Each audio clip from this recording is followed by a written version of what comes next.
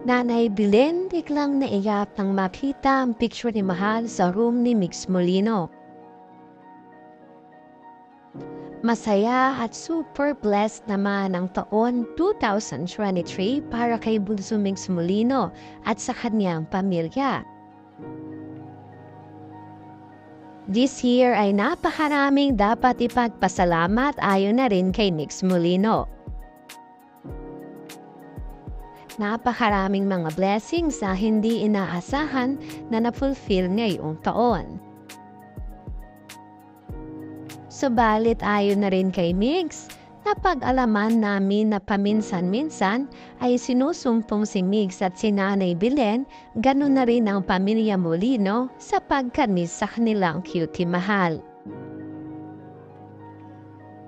Hindi naman may tatanggi na madaming Pasko ang sadya namang ang presensya ni Mahal ang nakapagbigay sa kanila ng kasiyahan.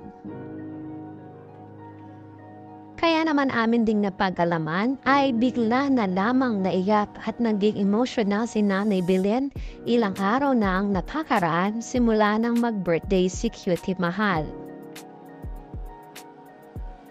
Ito ay dahil hindi di umano inaasahan ng nanay ni Bunso na nananatili pa rin ang picture ni Mahal na nakahang sa kwarto ni Mix Molino.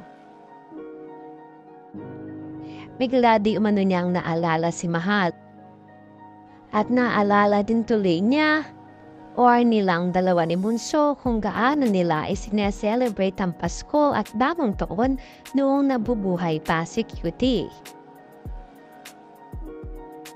Ganoon pa man ay na rin kay Nanay Belen, isa lamang ang hiling nila para kay Mix na sana ay hindi na matagalan pa at nabigyan ng pagkakataong makadalaw muli si Bunso kay Mahal sa Mausoleo nang maayos na ang lahat.